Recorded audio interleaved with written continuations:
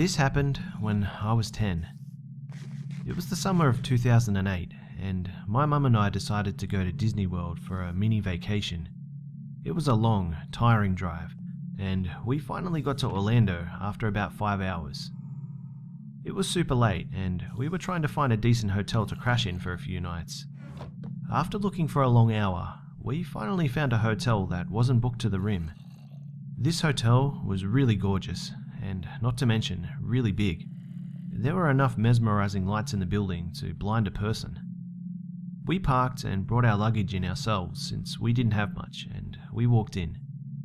Amazingly, it was even more beautiful on the inside.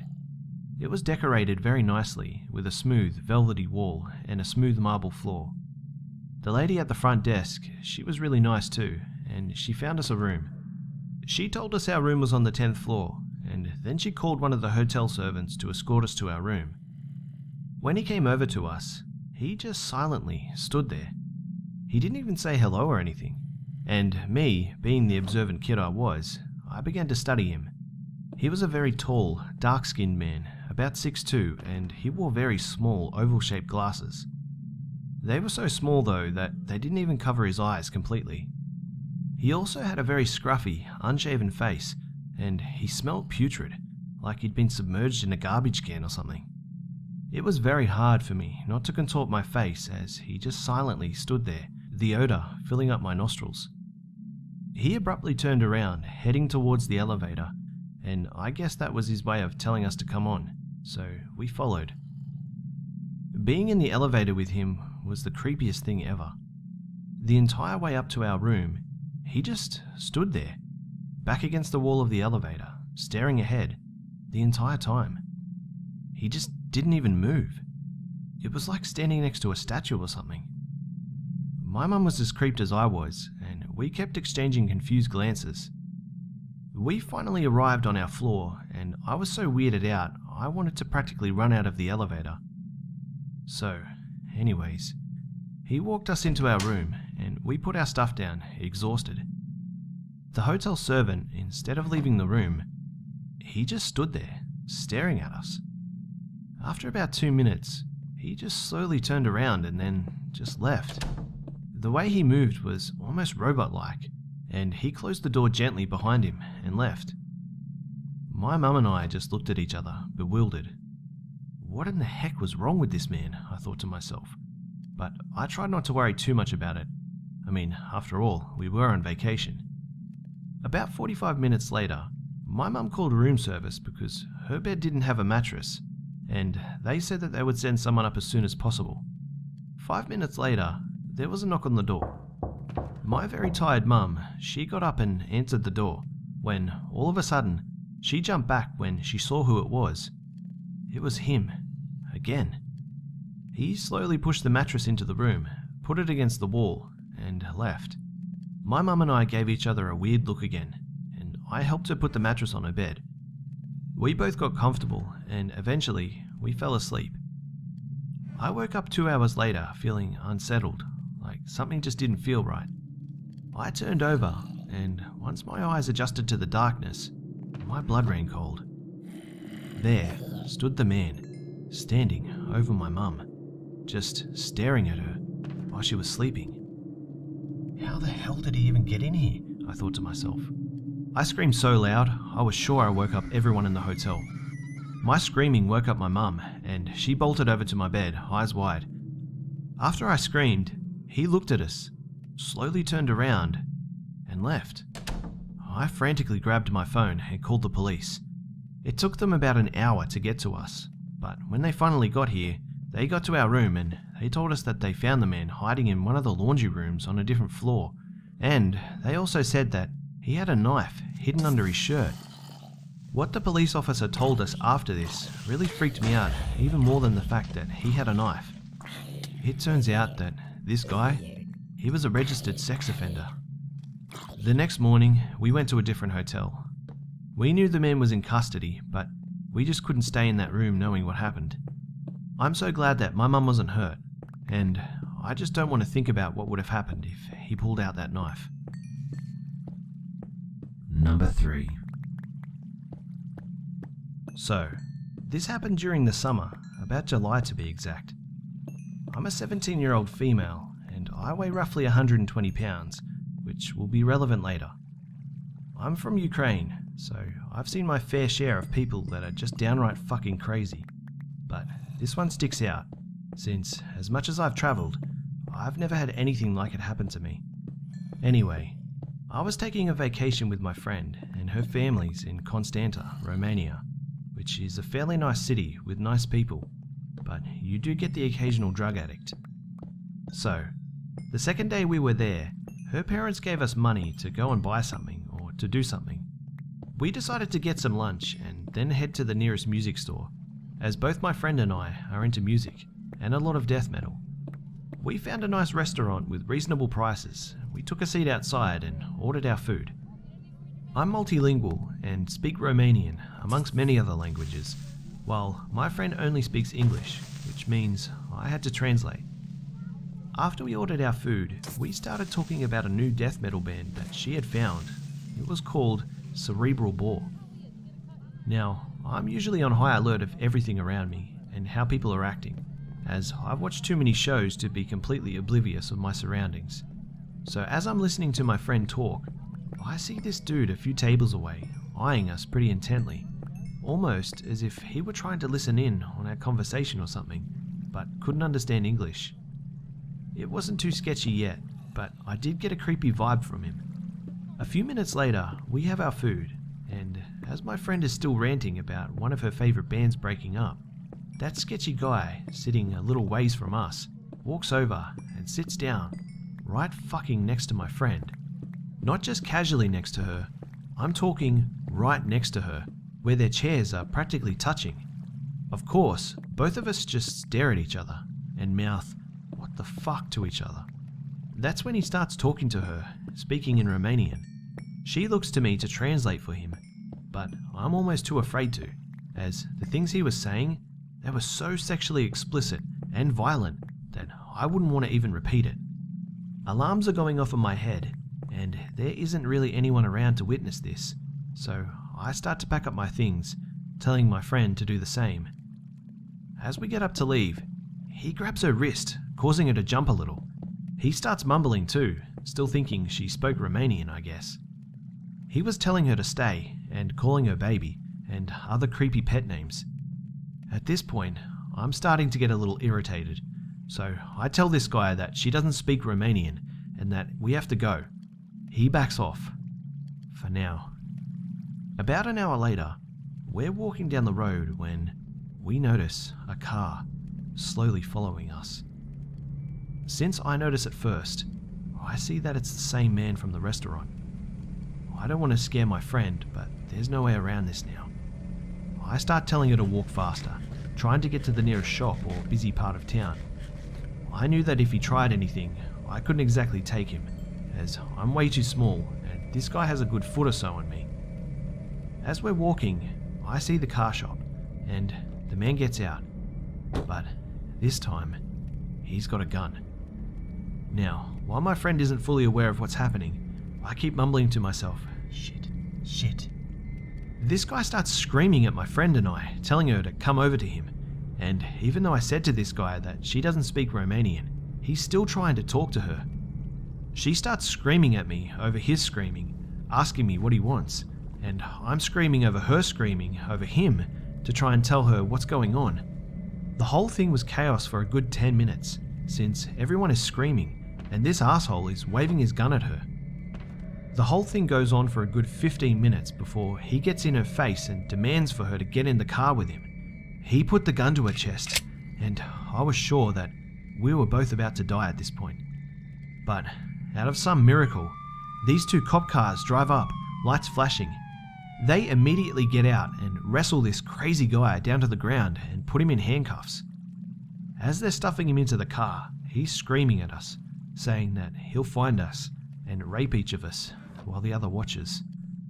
One of the cops asked us what the hell was going on, and I start explaining that this guy was stalking my friend and I, and how he kept trying to force her to go with him. In the meantime, the other cop is talking to him, and he's yelling back at the guy over and over before slamming the door shut. He comes back over to us and explains that this man had apparently mistaken my friend for his ex-girlfriend, who also apparently just up and left him in pretty bad shape financially and mentally, and he really wanted to kill her. I don't know who called the cops or why they happened to be driving by that day, but I could not be more grateful to those officers for arresting this crazy arsehole and then being nice enough to buy me and my friend a bus ticket back to our hotel. Number 2. A few years ago, 5 friends or co-workers I had were headed to Florida for a much-needed vacation from work. We had decided before the trip that we would all take turns driving because it was to be a 12-hour journey and nobody wanted to drive more than a few hours. My friend Miguel volunteered to take the first shift, and I volunteered to stay up with him for his first shift. We ended up driving most of the way like this because I think Miguel was a little nervous about letting anyone else drive. He was the only guy on this trip and is a firm believer that guys are superior drivers to girls. Yeah, I know, I don't always agree with what he thinks, but I went along with it because I really wasn't that tired, and I don't think anyone else really wanted to drive through the night anyway. Everything was going just fine, and the rest of our friends had fallen asleep around 11 or 12, but Miguel and I were keeping ourselves awake with 5-hour energies of deep conversations about the existence of life as we know it. We would occasionally sing songs as they came on the radio too. After about 6 or 7 hours of driving without a break, we decided that we should probably stop at a gas station to switch drivers, and so that people could get snacks and relieve themselves. At this point, it was around 3 or 4 in the morning, and people were really aching to stretch their legs. Miguel and I, we saw that there was a gas station at the next exit, so we took it. But there seemed to be nothing once we left the interstate. There were a few shady buildings with inadequate lighting and a seemingly endless field of some sort all around us. We had to pull out the GPS system to help us find the gas station that was supposedly off this exit. We discovered quickly that we needed to travel a few miles into the nearest town to get to it, and immediately regretted the decision to stop at this particular exit. But we were already off the road, so we figured we might as well find this gas station. There was pretty much nothing there. I come from a town of about 1,500 people, so I'm pretty accustomed to secluded areas. But this, it was just creepy. The only lights around were the ones from the company van my grandfather loaned us for the trip. We eventually reached a heavily wooded section, and that definitely added to the creepiness factor. The rest of our friends were awake at this point, trying to help us to spot the gas station, and a few minutes later, we finally spotted the familiar glow of a Marathon gas station ahead. There were no other cars there. We parked the car at the pump so that we could refill while we took care of our other business. As soon as we opened the car door, we noticed an overwhelming smell of bacon wafting through the air. It really did smell delicious and was making us all very hungry. A few of us commented on how strange it was for a gas station attendant to be making bacon at such an odd hour, but we left it at that. It wasn't until we opened the doors to the convenience market that Miguel and I noticed that it was blocked off by wooden pallets. There were also 2 people in the store that had to have known that we were there, but they just ignored us completely. They acted as if they didn't want to be seen. We thought that was strange and immediately began looking for another entrance. We probably should have left as soon as we discovered this, but we summed it up as the doors being broken and they just hadn't fixed it yet. We walked around the building to find a second door at the back, and keep in mind that this station was in a heavily wooded area. There were trees surrounding it on the back 2 sides of the store.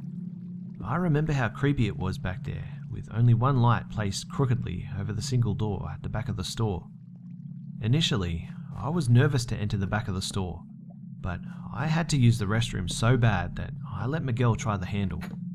It was locked. Unfortunately, this meant that I probably would have to hold it in until at least we found a new exit, or I would have to go into the woods. It then dawned on me how sketchy this situation actually was. A 24-hour gas station that was blocked off to all customers was not something you saw every day. This prompted Miguel and I to hastily make our way the rest of the way around the store and back to the van. As we rounded the last corner, we saw that there was a window next to the cash register that had been busted in. We could clearly see people in the store, but they acted like they didn't want us to be there, and they just stared at us with looks that I later determined to be looks of fright, almost like they were up to something they shouldn't have been. Miguel and I began to jog after this, and we went as fast as we could through the long wet grass to the van. At this point, we heard loud footsteps behind us that immediately made us jump and move faster. As we're running, I hear a familiar voice. "Guys, why are you running?" Good, it's just my friend Rue, I thought. "Rue, hurry up back to the van. We gotta get out of here, let's go," I heard Miguel say in a hushed tone. There was a look of confusion on Rue's face, but then she noticed the broken window. We made it back into the van and started pulling out of the parking lot when we saw 2 cop cars pull into the station. I made eye contact with the cops in the car, and I was sure that they were going to stop us for some reason. All of us were completely silent as we sit and wait for what is sure to happen. But to my surprise, the cops let us go without making us stop, or even roll down the window to ask if we know what's going on. We hightailed it out of there so fast that we made it back to the interstate in record time. On our way back home from vacation, we decided to look up that gas station to see if there'd been any criminal activity on that night. We discovered that there had been 2 robberies, less than an hour from each other. During the first robbery, the thieves stole an ATM that was in the store. It kind of sounded like a professional job because the whole ordeal took less than 3 minutes to accomplish. The second robbery was a theft from the cash register, and neither robbery seemed to be connected. It was very strange that they would occur at the same gas station so close in time to one another. I keep wondering if those guys in the store were actually the thieves, or if they were just attendants fearing another attack.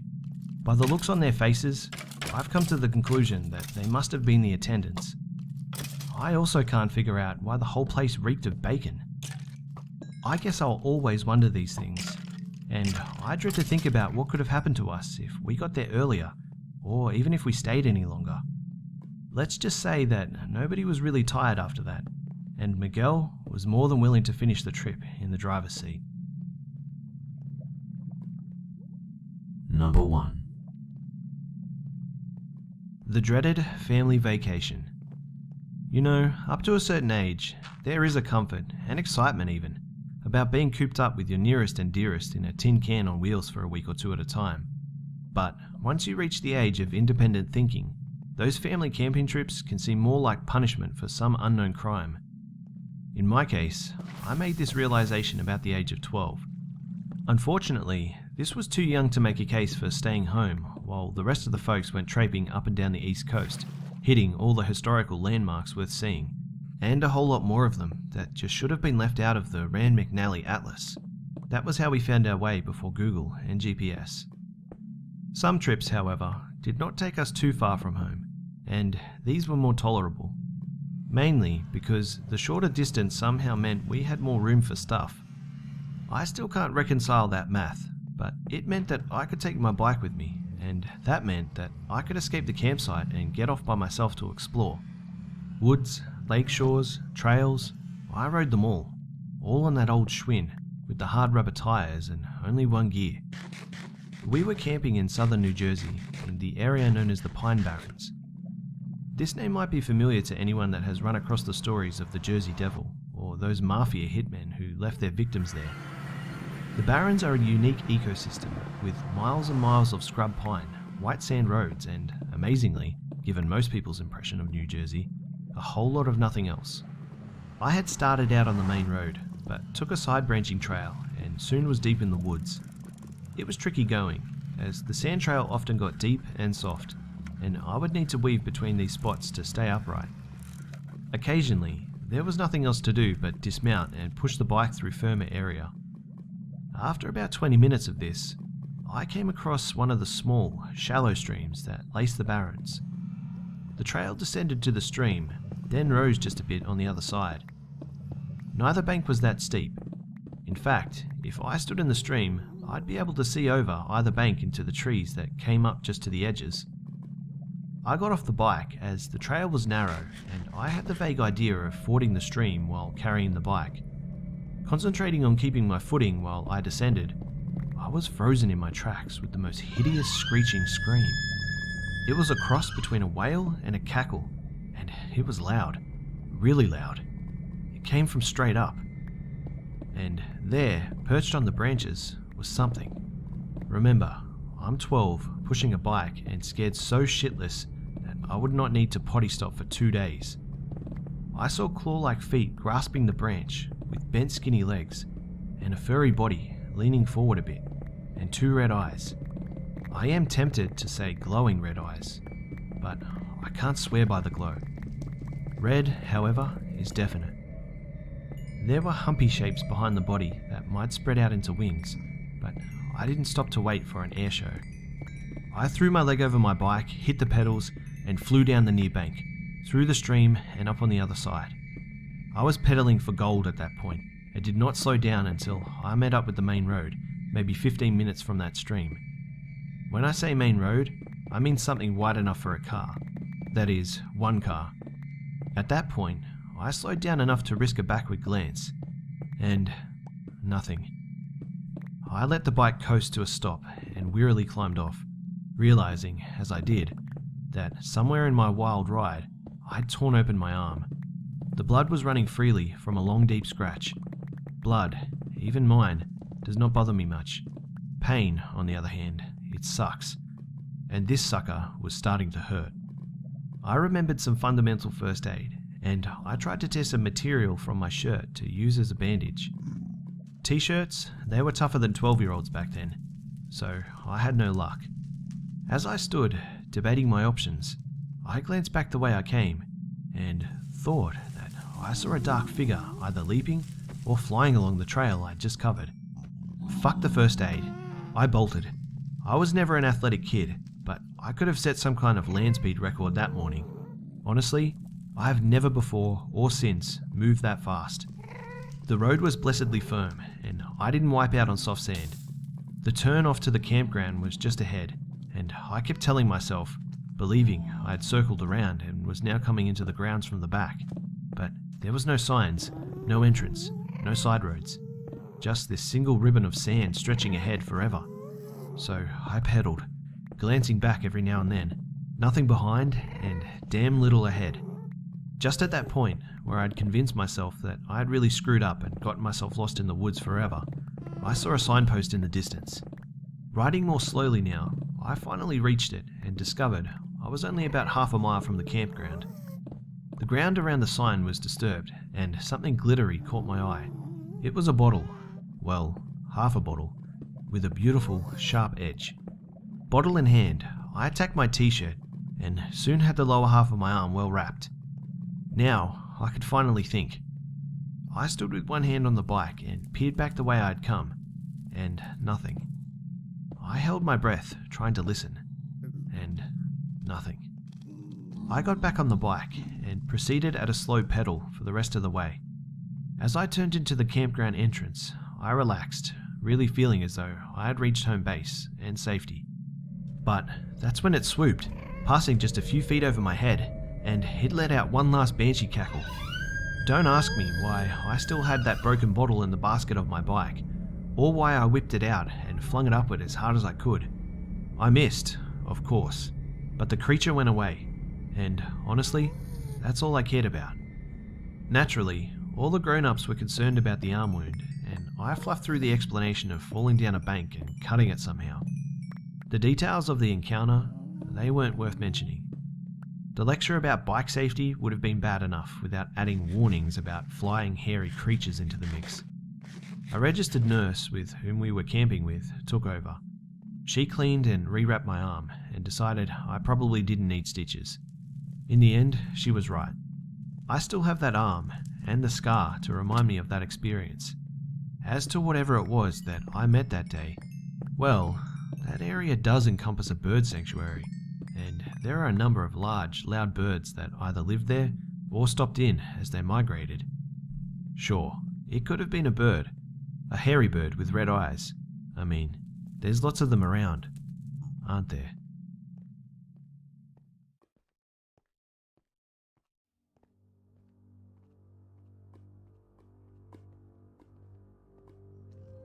G'day mates, it's B-Buster here. Well, I hope you enjoyed the video guys.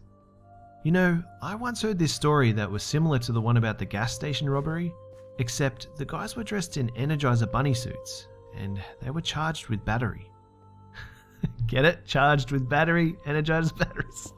Oh man, I'm really not ending the year on a strong note, am I guys? Ah well, that's the best I got today, so you're just gonna have to live with it. Thanks again to the Hive members that bravely shared their story for us all here, and I really hope you guys are all doing well. For the chance to have your story feature in a video, you can send your story to my email, which is in the description below. And as always, keep them coming guys, as this channel relies upon your stories to continue. Also guys, please do me a favour and just state in your email what your story is about in the description, and also provide me with a short written statement of consent, just so that I can be above board with everything. Also, please remember to tell me in the email if you would like to remain anonymous, and please change any names if you don't want particular names to be shared. Also guys, just to let you know, I will be taking Christmas Eve, Christmas Day and Boxing Day off this year to spend some time with some family. So I won't have any vids up during this time, but I'm also working on a Mega Stories vid of the number ones of this year so far for the end of this week. Now, the stories in the video won't have any pics or sound effects, it will just be the recordings for the year.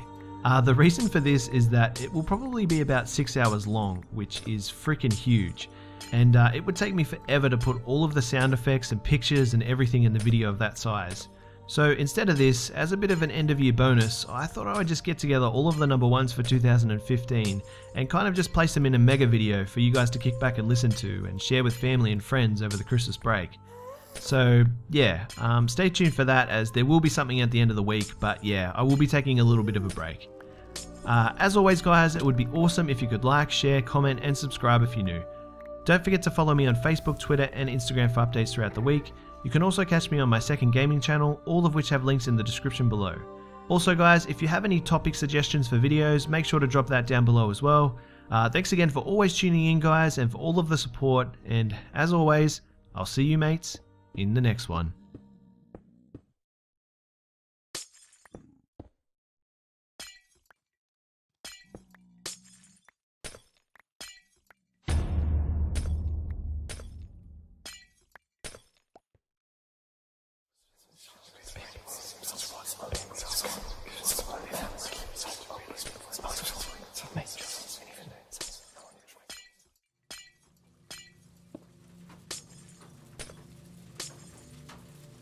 A bit of background before I begin. I'm a slightly awkward person, but pretty sociable anyway. I've been using dating apps for years to meet new people, and also I'm extremely oblivious and often don't understand implicit stuff and such. I usually understand things in a literal sense. So, this story began when I matched this girl about a year ago. She wasn't very pretty and her pics weren't great, but like I said, I just wanted to meet fun people. After talking for a while, she asked for my number and called me. She asked me to come over to her place to have some coffee and talk, and I took that literally. Only coffee and talking, so I thought, why not, and left. We met at the tramway station and walked about 10 minutes to her apartment, which smelled funny. A mix of dog and some herbs or something. She soon told me that she had 3 dogs and liked yoga, meditation, massage, which kind of explained it all. As I said, I wasn't expecting anything sexual going down, but then she said something about staying the night and banging all day, and honestly, I just brushed it off at this point. Besides, that night I was throwing a party at my place. It was around 11 AM, and no, I never told her about my party. Then we drank coffee while talking, and man, it tasted bad. Like, really, really bad. Then she offered a hand massage, and I thought, well, she's not asking me to undress and lie face down on a massage bed, so why not? While she was doing it, I was checking her notebooks. There were drawings, and in them was written to the effect of a message in a specific location. For example, you could have something like "prevent cold" written somewhere on the back. She started to massage my ring finger and breathe heavily. I searched the left-hand drawing and heavier breathing. I found it, searched for ring finger, and she begins to apply more pressure on the side. Also, even heavier breathing. In fact, this girl is almost having an orgasm, I thought. And then I found it. Written on the side of her left ring finger, in very small caption, was written penis. I thought it was really weird, but just let her finish. And then she said that sometimes people feel dizzy after a hand massage and that I could lie down on her bed if I needed to. And at that moment, I really did start to feel really dizzy. In fact, my vision got blurry. She noticed I wasn't feeling well, but I just went to the bathroom to wash my hands, since she used some nice smelling oil and stuff. Honestly, I couldn't even see my own reflection at this point, let alone text or call someone on my phone. Then, I thought about the horrible coffee and the massage. I pictured myself waking up naked and tied to her bed the next morning, or something even worse. And then her phone rang, and I overheard that some friend was coming over for a few minutes. I almost thought that I was done for, but noticed that she seemed disappointed almost, and I felt relieved at that. I decided I couldn't do anything but just hope for the best at this point, and the friend arrived, and he was actually pretty cool. I want to be a math teacher, and he was a history teacher, and after a few minutes he said that he had to go, and I took my chance. She told me to text her when I got home, and I did, just being polite, I guess. But when I got home, I had one of the worst headaches of my entire life. I waited for it to pass, and that night at the party, I didn't say a word about what happened. I realized that I had done something kind of stupid, and I didn't want to be lectured for it. I never answered her other texts, and I don't even know if she actually did something to the coffee, or if it was just the massage or stress or whatever. But man, did that coffee taste terrible. Either way, I learned a lot from this experience about trusting strangers, and especially about understanding implicit stuff. If she tells you to come over for some coffee, she's definitely not asking you to come over for coffee.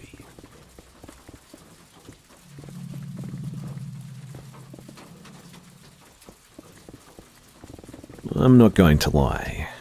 I basically went to college to smoke some weed and go to parties. My full intention was to do just enough to get by while partying as much as I could. Unfortunately for me, I only applied to a few schools and was only accepted to one, a small college in the mountains of New Hampshire. It was really small, around 3,500 total undergrads, and I went not knowing anyone. On the first day, as I was skipping the ice-breaking games and other students were giving tours of the campus to their families before leaving, I wandered down a small path behind the cafeteria toward a small stream that I had noticed during the drive-in. I lit a joint and was just meandering around when I noticed another dude a little further down from the stream that cut a straightish path through the trees. He was also smoking a joint, I assumed by the way he was holding it. I made my way over to see if I just made my first college friend and introduced myself. His name was Nate, and he actually seemed pretty cool and was smoking some really nice herbs, so I figured I could get along with him. He stood about 5'5" and was a little stubby, but I remember noticing that he had a really weird laugh, like a nervous type, and that whenever he laughed, he'd kind of look off to the side and glance back at me from his peripheral vision. And yes, I knew it was weird even back then, from the first time that I met him, literally the first 30 seconds of introducing myself, but I just thought that maybe he was socially awkward or something, had bad teeth, who knows. I was taught not to judge, and he was otherwise normal. We ended up hanging out fairly frequently though, playing video games, drinking, smoking, but other people, especially in my dorm, didn't really seem to take to him. Not that I really felt a strong bond with him or anything, because I didn't. It was a superficial friendship, built around drugs and debauchery, but I definitely got the sense that my other friends weren't comfortable around him. But then, something weird happened that I've managed to successfully forget about until pretty recently. One weekend, my roommate was home for a visit, and Nate's roommate was having his girlfriend over, which basically implied in college terms that Nate was staying with me. It seemed pretty automatic, and we got trashed and smoked a ton, got pizza and just played video games. I was pretty out of it, and we were both sitting in desk chairs in my room, passing a bowl back and forth when he handed the bowl to me. Leaning toward me in his chair, he put his hand over my hand and casually, in a low and steady voice, said, "I'm going to fucking kill you." Okay, so, like I said, we were all sorts of fucked up by that point, but I was definitely freaked out a little. He'd never really been aggressive before, even when he was this intoxicated, and certainly never said anything like this before. I've never handled confrontation very well, so all I said was, "No dude, don't do that, bro," and sort of laughed it off and tried to write it off as a drunk, stoned idiot playing too much Mortal Kombat or something. We had a bunk bed set up in my room since it was pretty small, and I was on the top. My roommate was a bigger guy and didn't want to have to climb down to pee in the middle of the night, so we just agreed upon it. We had both gone to bed, but my roommate had put up Christmas lights that we just always kept on, strung along the ceiling. I should also add that I'm half deaf, so when I sleep, I tend to roll into my functioning ear to block out sounds or muffle them into the pillow. This also means that I'm a pretty heavy sleeper. Anyway, sometime during the night, I just randomly woke up, feeling a little nauseous, and slowly opened my eyes. And Nate was just standing on the edge of his mattress, holding onto the side railings of my top bunk and staring directly at my face as I was sleeping. What the fuck? My eyes got wide as I snapped awake and sat up. "Whoa, what the fuck, dude?" I said, backing up and bumping my head on the wall behind me. Then he turned his head and gave me that weird look from the corner of his eyes, the same smile and laugh that freaked me out the first day I met him. He was still holding the railings, standing on the mattress from the lower bunk. His face was lit in weird splashes of colour from the Christmas lights. He took one hand from the railing and put his finger over his mouth, while smiling and still looking at me sideways, and whispered, "Shh," before hopping down and just leaving the room. It was like 3 a.m. and honestly, I don't know where he went that night. I never told anyone about that and pretty much did my best to bury it and never think about it again. I also avoided Nate for the rest of the year, making up excuses when he wanted to chill alone, but did end up at some parties with him a few times. But we never talked about that and he never brought it up. I transferred to another school the following year, not because of Nate or anything, but just financial reasons, and did manage to forget about that weird incident. And that was about 15 years ago. I'm 33 now, and recently got a call from an old roommate from the school in New Hampshire, who luckily remembered my very repetitive phone number. I made a song out of it that's really easy to remember and have never changed the number. "Yeah, so, man, do you remember that guy Nate who you used to hang out with at the dorms? Well, I just found out that he killed 2 of his friends with a hunting knife and fishing line on a camping trip a year ago.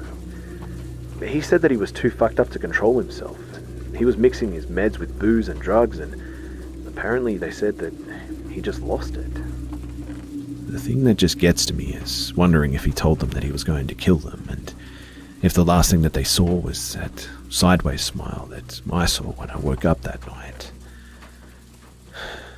Whatever the case, I'm pretty sure that I escaped a close call that night.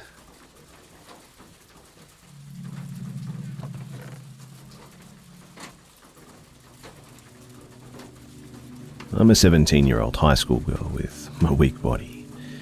I live in a small town in the Philippines, and this town is surrounded by rice fields with a highway going straight across it. I hope you get what I'm saying. A part of my usual weekend routine is to go jogging early in the morning, sometime around 5 a.m. And my usual jogging route is from my house, somewhere in the middle of town, to a small hill with a wonderful view of the town in the morning. To reach my destination, I would have to jog on the side of the highway sometimes. From time to time, a fog that lasts an hour would appear in the highway, and once you're inside, you could only see 10 or 15 feet before it just all goes white. So one Saturday, I decided to jog. I invited one of my friends, same age, to join me since he follows the same route anyway. We left home at 5 a.m. and proceeded to the highway. As usual, a thick fog blanketed the highway. The cars that would pass by had their lights on, and there were several one-ways because of the road repairs. My country is currently issuing a nationwide widening of the national roads.